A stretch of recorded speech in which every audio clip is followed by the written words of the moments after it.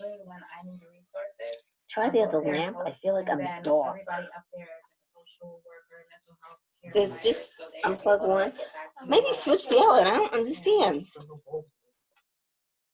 There's no bulbs, so I don't know what's. I didn't put that bulb there, so maybe it doesn't work. Try it again. So even with Miss Sylvia, like Okay, if I so go we'll there, leave it. we need housing for an adult, this age, or, whatever, housing issues, to get responses back. Okay, I'm not gonna worry about it. How do I know when I'm starting? Oh, 1 minute. Close the door behind you. I sent it to you. It's private, but we'll connect on social media, and then I'll send you an invite. Okay. So the two of you can work on the group stuff at home if you want. Okay. And just email each other back and forth so you know what you're doing. Okay, someone's here. Let's admit them. Okay,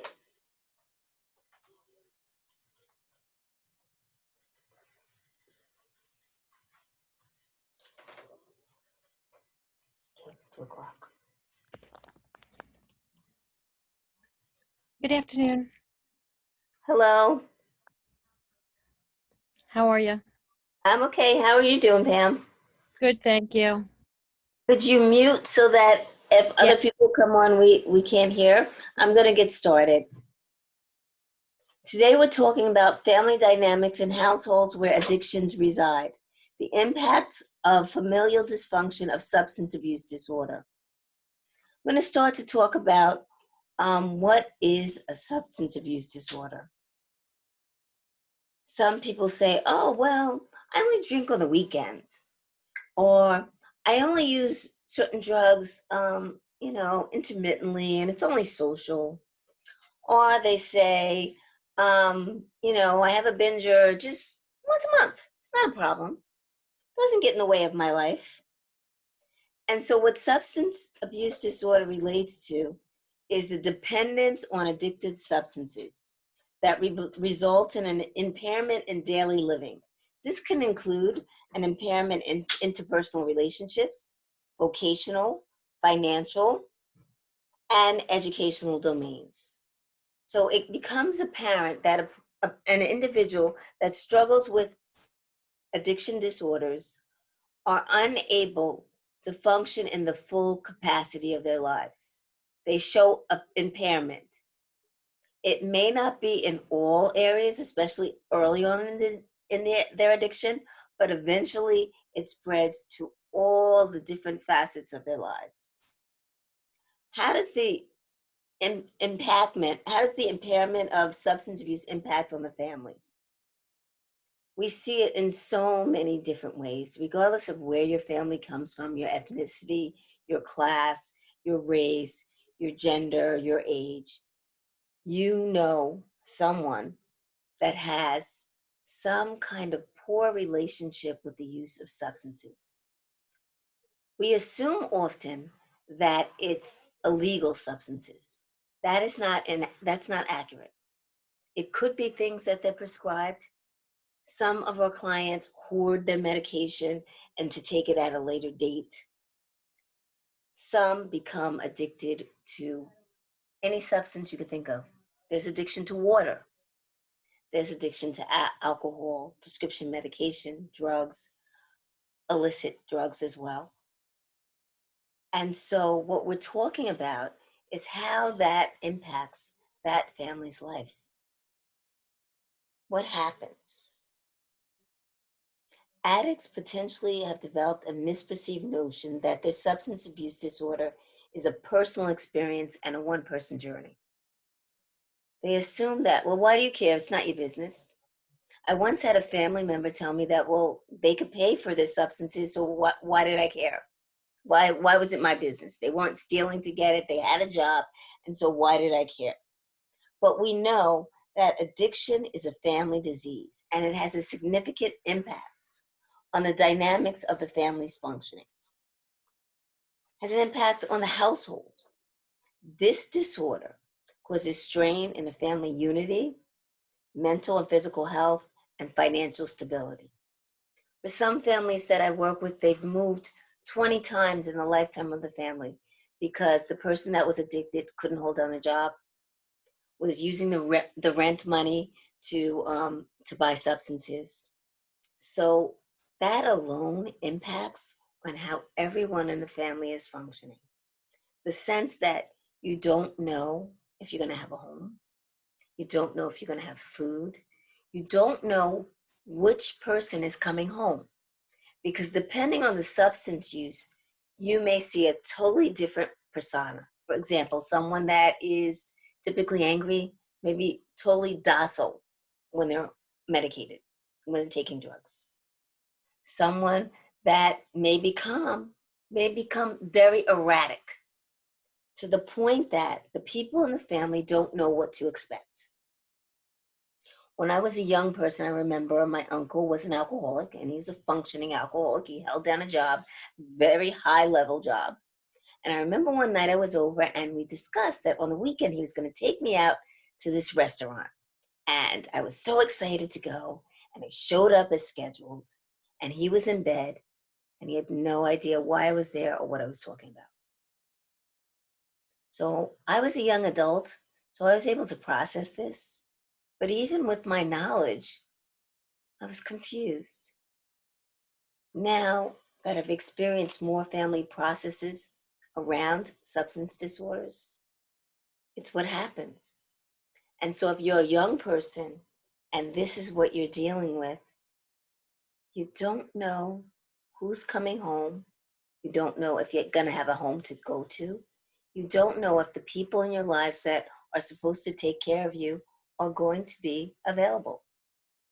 In the literature, we talk about dysfunctional roles that participate in family addictions, that the members in the family take on different roles in order to exist, to cope.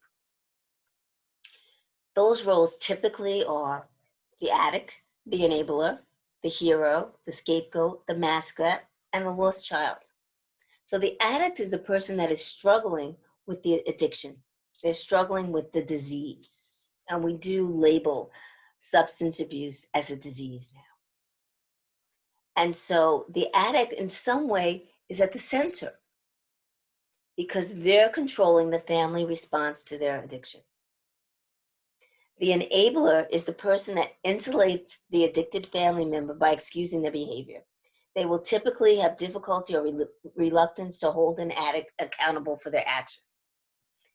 It may be the mother that says of her child, well, I never saw him drink. Or he's not drinking every day. How do you know he's drinking? Did you see him? Did you find bottles? And so they downplay the reality of the situation, which causes other family members to be angry at them and even to formulate distance from them because they feel like, why can't they see what I see? Why can't they admit the truth that's happening around us? Another role that's taken often in the addictive family is the hero. You know that person, they're the shining star. They compensate for everything that's wrong in the family. They exceed academically sometimes, they're athletes. This person covers up the addiction so that the family will look good, so that the family will look normal. It happens that they do get the label as the one that shines. So oftentimes they're overlooked. They're sometimes seen as not in need of mental health services because they got it covered. You know, they're the football star. They're the head cheerleader. They, got into Harvard. They look good. They make the whole family system look good. So in some ways, they're hiding. And in many ways, they don't get the treatment or the support that they need. Another role is the scapegoat. This is the family member that's blamed for the problem. They're the ones that there's conflicts around. They're the ones that everyone is concerned about. They deflect the attention from the person that struggles with the addiction because they are the ones that are to blame. So it's not that mom or dad are addicted to substances. It's that Charlie didn't go to his classes, that he cut school, that he's not doing his homework. that he came home late. So that frees the addicted individual up to make it seem like they're not the problem. They're not even part of the problem. Another role is the mascot. This person provides the comic relief. They can be referred to as the clown. They use humor to utilize and minimize and deflect the pain. So they may be the kid in school that's always getting into trouble because they're always making a joke of everything. Everything is funny. Doesn't matter what it is. And sometimes they say truths in their humor that are emotionally painful. And sometimes we get it. As adults, sometimes we pick it up on that's what they're doing. They're hiding behind humor. They're hiding the deep pain that's felt internally behind humor. That's the mascot. The lost child. This child hides out physically and emotionally. They will avoid conflict and suppress their emotions at all costs. This is the child that wants to be invisible, that doesn't want to be seen. They're unsure of themselves, their confidence and self-esteem is poor, and they just don't want to be noticed, because if they are noticed, then maybe somebody will know what's wrong with their family. So this is a child that is often embarrassed and guilty. They literally do not want to be seen. They don't want to show off. They don't want people watching them. They definitely don't want people coming to their home. They may be the child that's dropped off from a play date at a different home so that nobody knows where they live. And then they run around the block to get to their real house. 1 in 5 adult Americans has lived with an alcoholic family member at some point during their childhood. These people are more at risk of developing behavioral and emotional problems than children of non-alcoholic family backgrounds. They are also 4 times more likely to develop alcoholism. Why would that be? Why would they be at higher risk? One of the reasons is that they learn how to cope by watching their parents that may be addicted to substances. So while many of us are taught strategies and have discussions with family members about how to manage our lives, children in households that are ruled by addiction learn how to manage a bottle or pill or prescription medication. So they don't develop the skills that are needed to manage their lives or to manage the world, to negotiate in a way that will allow them to get their needs met. So when we see them in treatment, we do a lot of work around supporting their skills and ability to manage what is. It doesn't mean that you live in denial. It means that you see the world with clear eyes and you figure out a way to make things work out for your desires and your goals in the future. So when children are developing their roles, they learn the behavioral patterns of their parent, and they continue to play out those patterns throughout their lives, however dysfunctional they may be. Parental addiction can form and develop a poor image, anxiety, feelings of hopelessness, loneliness, fear of abandonment. You could imagine the child waiting at the bus stop. The parents are supposed to pick them up and nobody shows. Getting to the house and the parent is passed out or intoxicated or high on drugs so that nobody's there. And then having a fear that if they tell their truth, they'll be taken away from their parent. Many of us may think, well, wow, that would be a good thing, right? No. I've worked in childcare for many, many years, in foster care and adoptive care for many years. And every child, or most children, love their parent. As professionals, we may say, oh my goodness, they're horrible. Why would anybody want to be with them? The child should look forward being taken away from them. Look at them. Most kids love their parents and they don't want to be taken away from them. And that's a primary reason why they keep the secret of substance abuse. Because no matter how bad it is their family. It's the family that they know. And even if they can't count on them, there's solace in knowing eventually they're going to come home. Eventually they're going to come out of the bender. So they do love them. But what happens on the backhand side is the children become depressed, anxious, have poor self-image and self-esteem. They feel guilty, like somehow if they were better kids, this wouldn't happen. And in some of the worst situations, adults will blame their child and say, oh, you worry me so much. You get into trouble all the time. You're the reason I drink. Some of us even say it in joking, in jest. I have kids, therefore I drink. It's funny, but it's not, is it? When it's real, it's sad. When a spouse is addicted to substances, it puts a lot of weight on the parent that's not, right? What happens is, and I've seen it in many cases, the spouse that is not addicted becomes super parent. They take care of everything that they possibly can. They work as many jobs as they need to. They're handling everything. They're paying all the bills. They're at open school night with the kids. And then if they're fortunate enough for their spouse to go into treatment, then they have a hard time because suddenly the sober parent wants to be involved. They want to make decisions. They want to have a say in what's happening. But the other spouse has been surviving, sometimes even thriving, despite having an addicted spouse. They've been keeping it all together.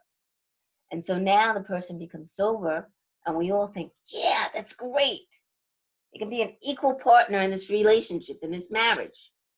But often what we see is the one parent that has been functioning has a hard time giving over some of the power to the parent that is now sober and in recovery. And so that leads to a host of problems juggling who's going to be in charge. The spouse that hasn't been addicted doesn't want to give up the power.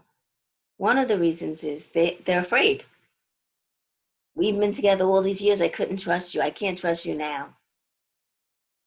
This has happened before. You've been sober and then you went back. I have no assurance that you're going to step up to the plate and serve our family well.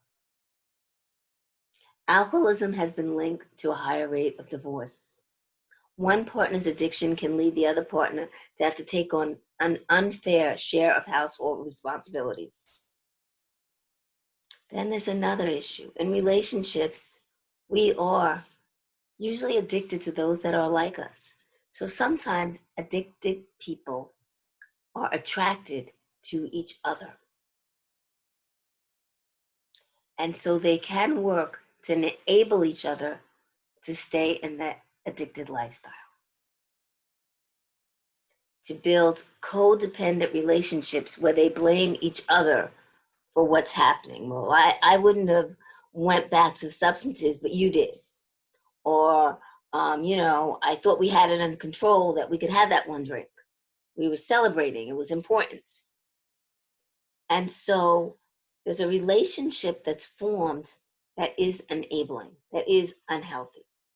That both individuals in the relationship are attached to one another.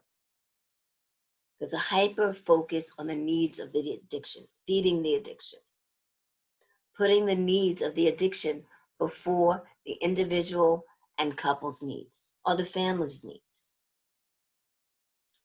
it enables reinforcing a vicious cycle. One that some couples never get out of. They don't survive it, or it ends with overdose. It can end in death. And so the codependency that occurs, or that can occur,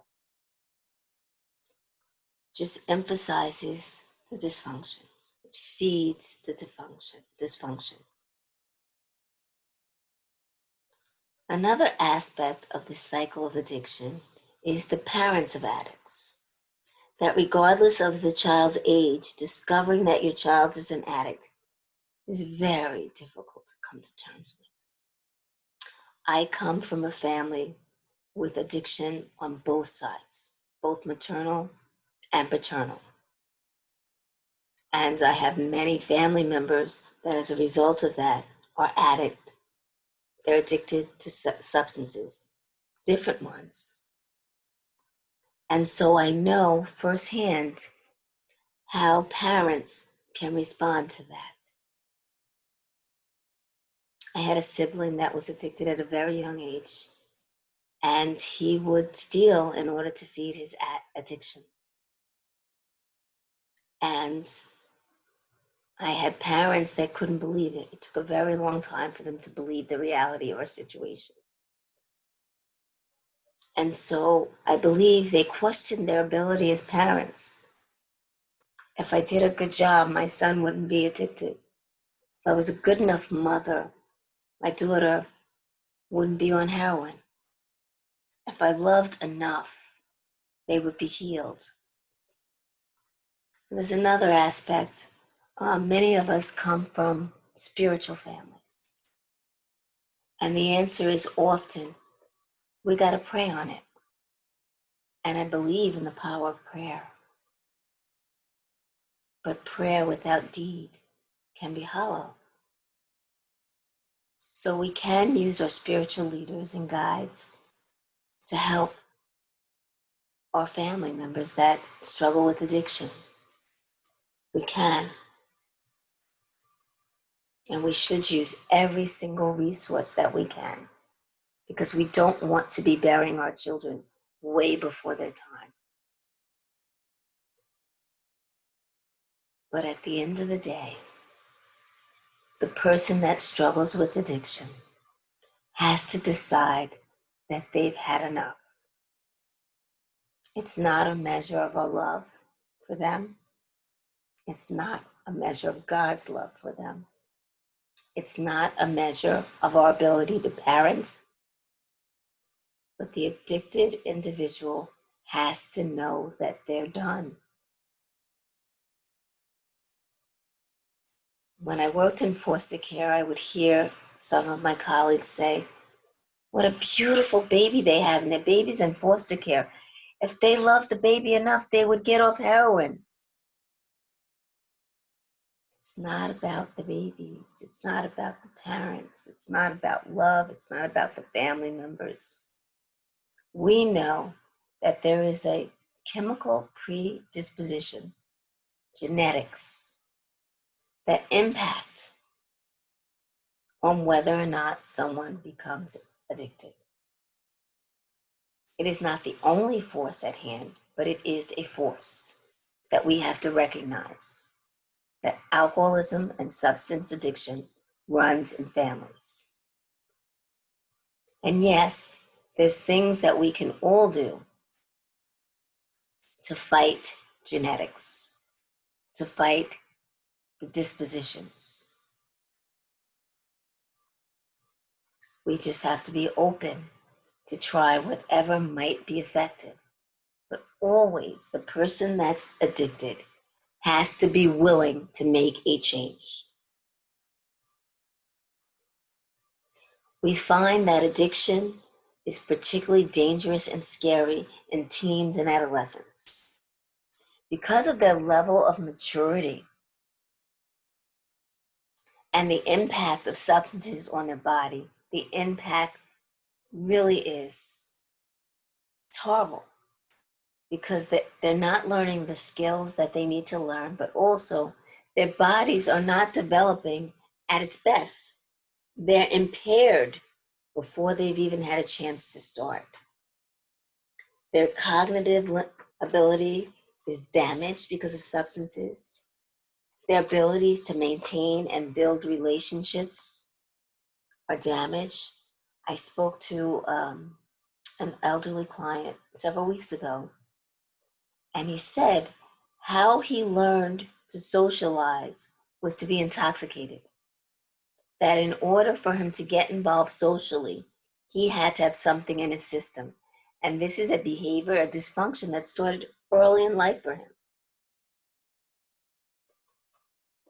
Another consequences of living in families with addictions is that the family members learn not how to communicate. They struggle with that. They struggle with trusting others. Because if you can't trust those that are supposed to take care of you, who can you trust?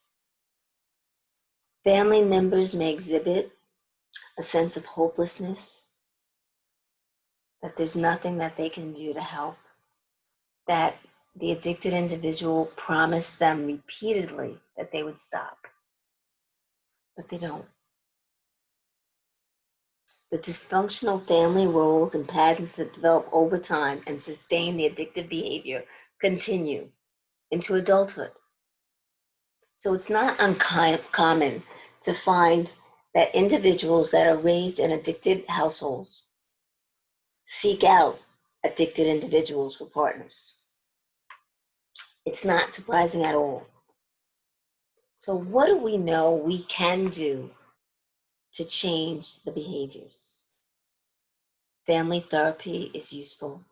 We have so many groups now that work with addictions and teens that are impacted by addiction and spouses that are impacted by addiction and codependent dynamics. So we have a lot of groups and individual treatment options, not just for the addicted person, but also for family members.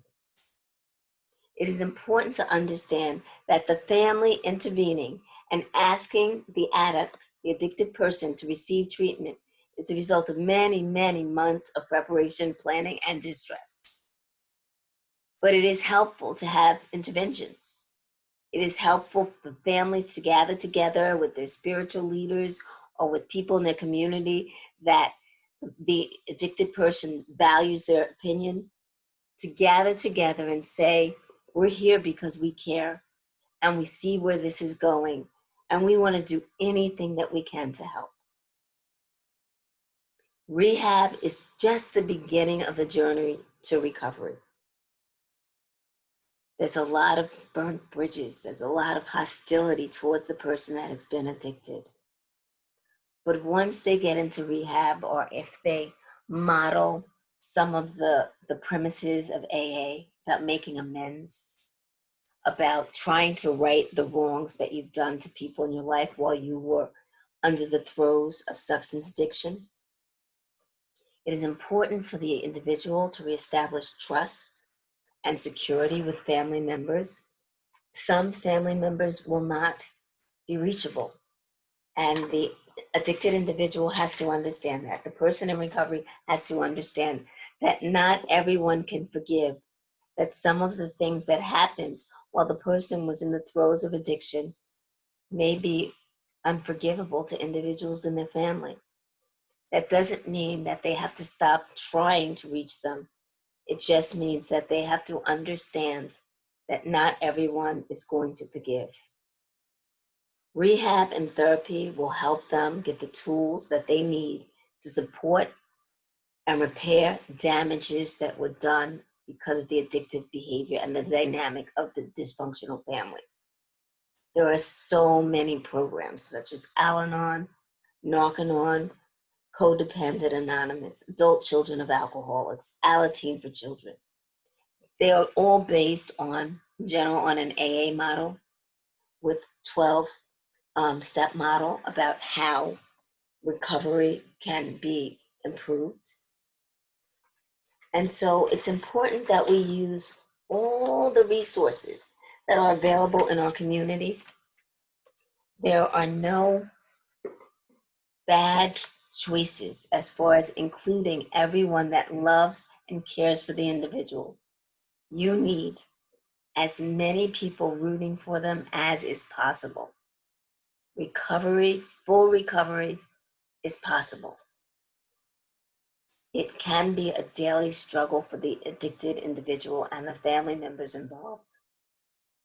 But full recovery and success at that recovery is possible. And so we want to hold out hope, and we want to use any of the preventive and supportive methods that are available to help our loved ones live a life of sobriety. I thank you all for attending this Zoom session. Again, it's Dr. Jean Bacon at Butterfly. I hope that the information that I shared with you was useful, and that is information that you can share in your lives and with family members, whether they are an addicted individual or living with an addicted individual. I wish you all a day of wonder. See you next week.